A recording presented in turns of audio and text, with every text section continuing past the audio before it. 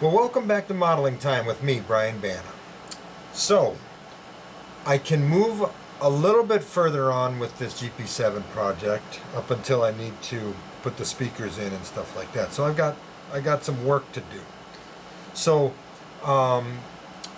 without getting too wordy with things, let me get the camera moved over and let's go over some things, because I think I am going to do the work on the deck and such for the sake of the video, to make it a little bit more interesting and to have a nice looking model. So let me get the camera set up and I'll go over what's going to be happening. Alright, so I've got the model here. I've already taken off the handrails. Not a big deal, just carefully pull them out of their slots. These might be made of Delrin, but they can still snap. On the Gp7, I think it was this side, this one, this handrail set, I was standing up and I was holding it and I accidentally dropped it and it hit the floor just right and it snapped it right at that joint between the stanchion and the handrail. So be very careful with these, even though they're Delrin. And even though they're oversized, they can still break. So, like I said, be careful with those, be careful taking them off, and actually just be careful with your whole model while you're working on it. Let's just put it at that.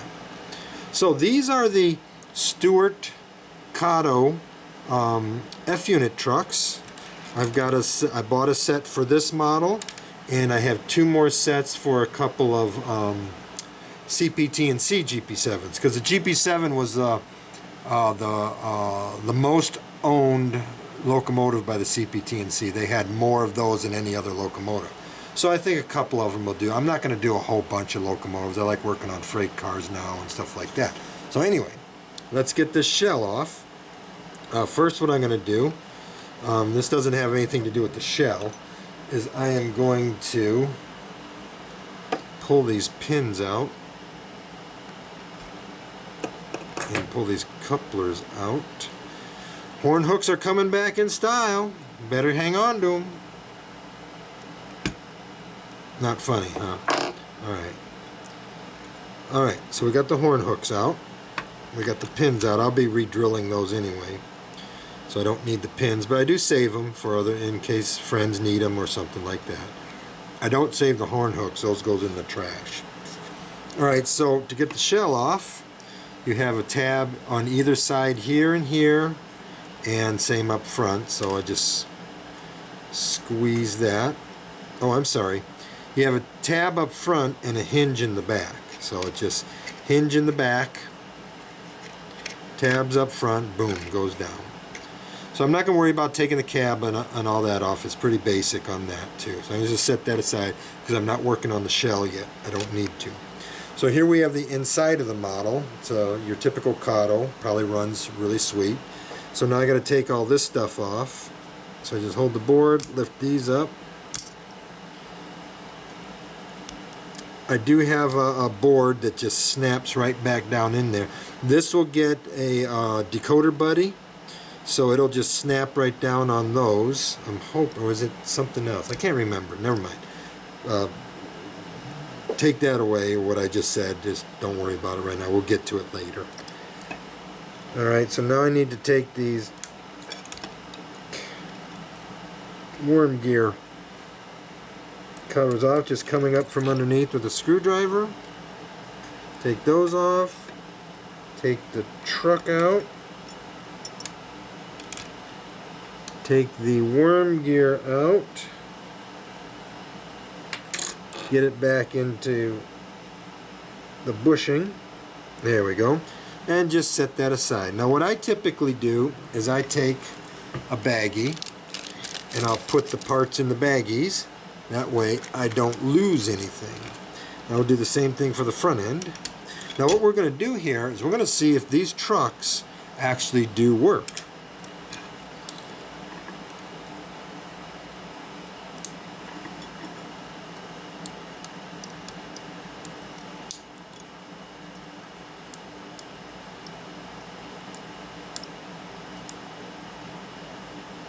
I'm having a hard time. There we go.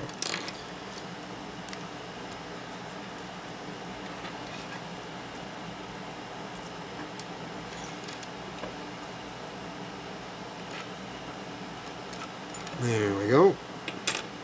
Get that bushing back and the thrust washer back onto there. And get it in the baggie. Alright. Now, let's just pull the motor out.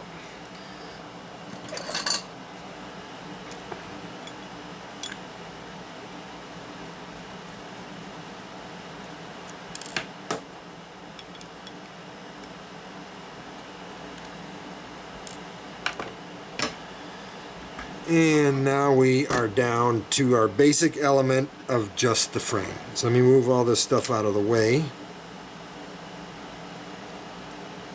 I need to get a project box out. I have to go to Home Depot tomorrow and get some more plastic shoe boxes.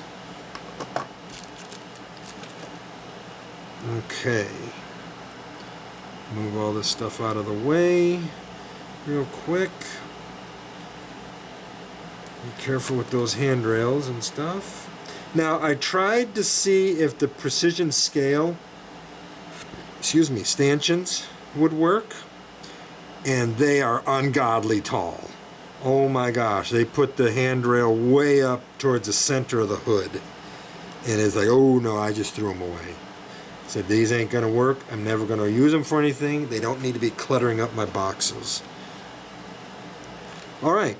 So if we look on the sides of these gear cases, on this side it's part numbers 37714R, the right hand side, and 37714L, the left hand side.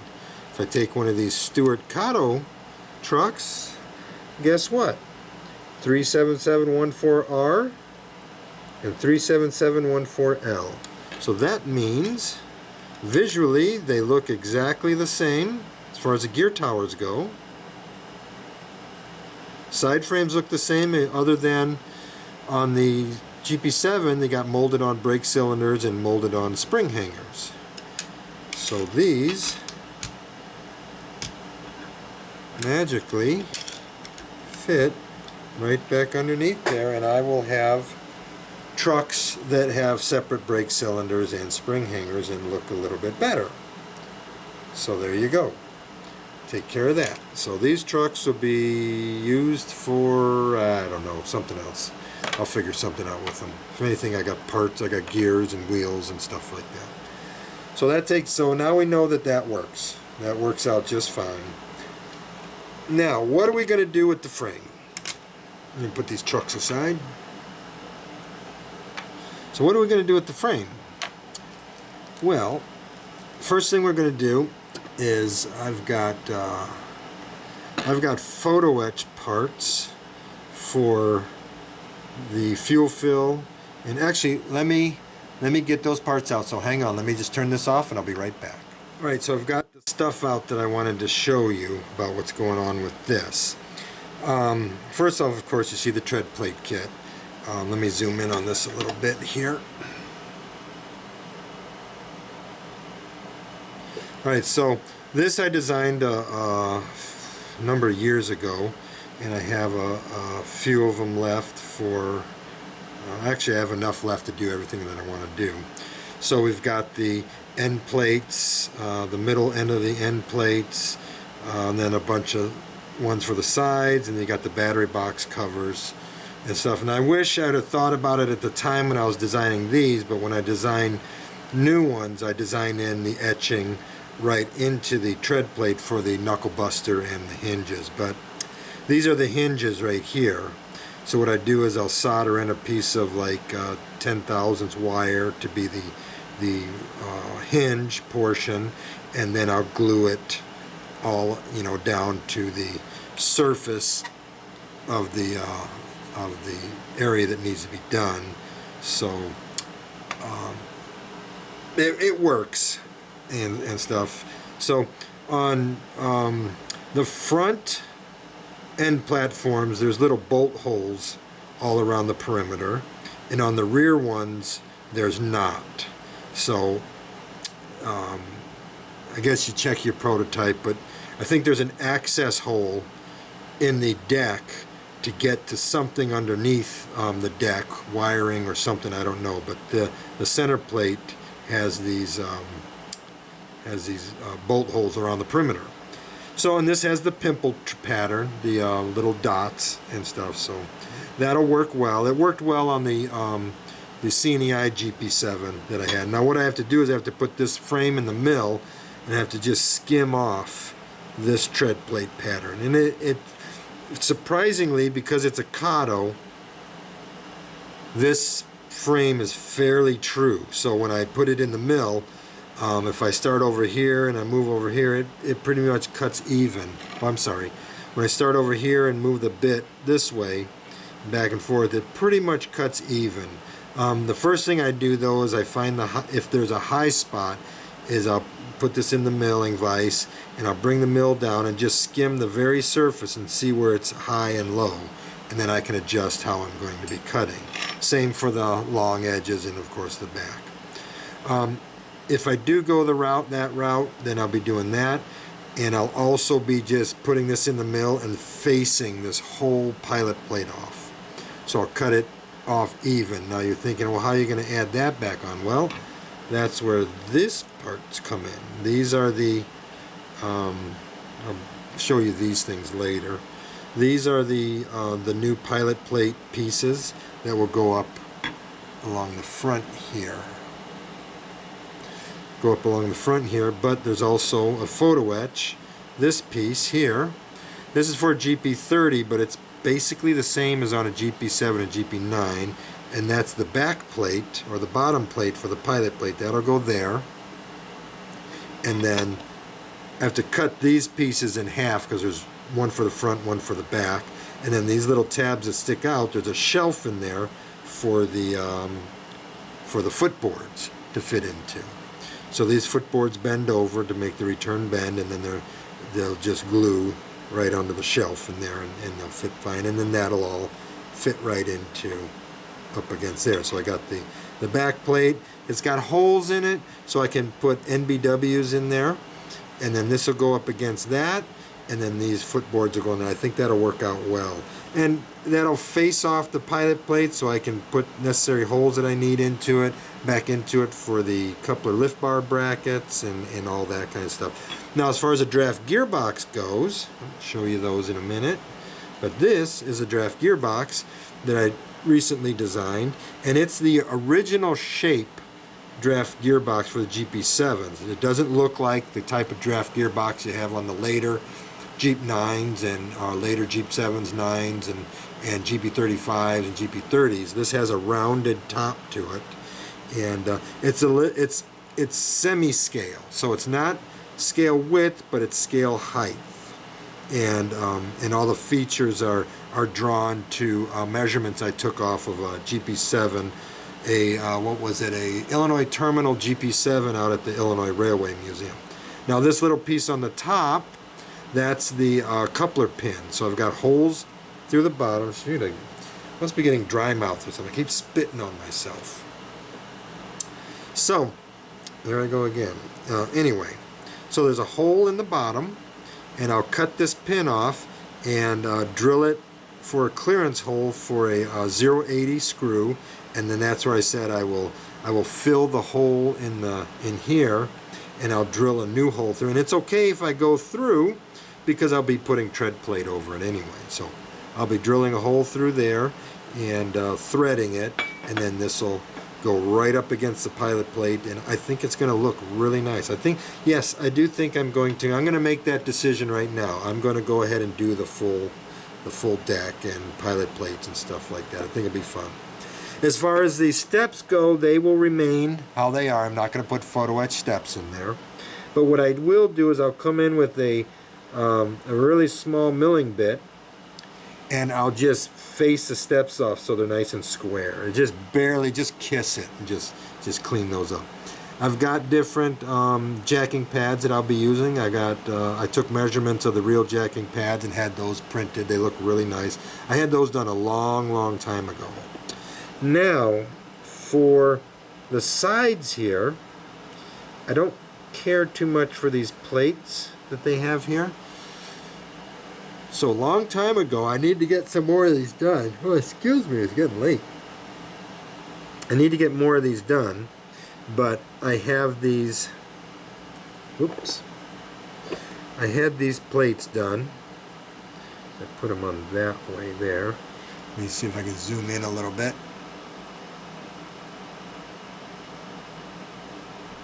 There we go. Move that into the middle there. So I've got fuel etched into it and water etched into it. So these only need fuel. So I can cut that off there, smooth it all down, and then put this plate and glue it over that. And then this is the sight glass. I'll clean that off and I'll put the sight glass right there. Now the fuel cutoff switch, I had these little boxes here with certain holes cut and etched through them, but they're so thin they're not even worth it. Don't even bother with it.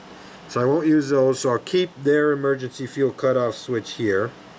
And I'll just, this is pretty clean over here, so I just want to clean up the sides of the sill, and the drop down portion of the sill is pretty clean, so I won't worry too much about that. On this side, I will cut off this MU receptacle and put a new one on there. Actually, I have to look on the prototype to see if that's even there. If it is, I'll put a new one there. I'll keep this emergency fuel cutoff switch, and then I'll replace all of this stuff also. The fuel tank's going to stay as it is.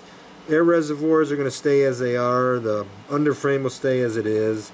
Like I said, I've got jacking pads for here, and the actual bolster jacking pad for here. They're just rectangular little pieces that go right into here, that fit on the bottom here. Other than that, the frame will get grit blasted. I'll sand the sides down, clean all that up. I'll cut the tread plate off the deck and face off the ends of the pilot plates, and that is pretty much it for the frame. So that's my first task, is to get the frame all dialed in.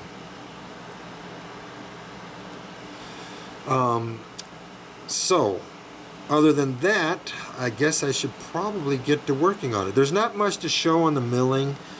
You've seen me mill before. Basically, I'll just square this up in the mill. I'll clamp it on the fuel tank here and here. These are nice straight surfaces here where the sill drops down, so I'll set that up against the top of the vise and use the fuel tank and grab onto it and hold it really, really firm. And then I'll just bring the milling bit. I'll use an 1/8 inch milling bit. I'll bring it down and I'll just skim the surface to find out where the high and low points are, and adjust my cutting to suit and things like that. I did get a really small level so that, you know, if I have to, I can put the level on the top of the frame, and if I have to adjust it any direction, I can do that as well. First, what I do is I set the level on the vise to make sure that I know where it's at, so I can do it the same on the frame. All right, so this is getting started on the Bang & Olufsen Gp7. You saw what I was going to do with it, and where I'm starting, and how far I'm going to take it. So that'll be, I think it'll look really good. Oh, there's another etching that I forgot to show you, but it goes on to the hood, so when we get to the hood part, I'll show you that. One thing I forgot to mention in the introduction video when I was explaining all the projects I have to work on, yes, I still have the 6 Missouri Pacific GP35s that I'm working on. Again, I'm waiting for something. I had to redesign the draft gearbox because I had lost the design when I got a new computer a couple years ago. So I had to redo the design for the draft gearbox, and actually I think the design is better, the way the lid goes on and stuff. So I can't move on any further with those until I get those draft gearboxes, so that I can insert them into the sill unit, mark where the hole needs to be for the screws, and then I can drill the hole and thread it and then move on with that project.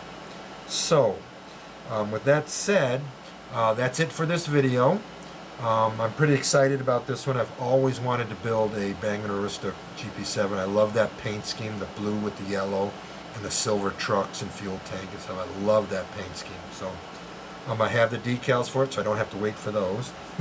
So anyway, I hope you enjoyed that and that you'll follow along with this. And again, thank you for watching.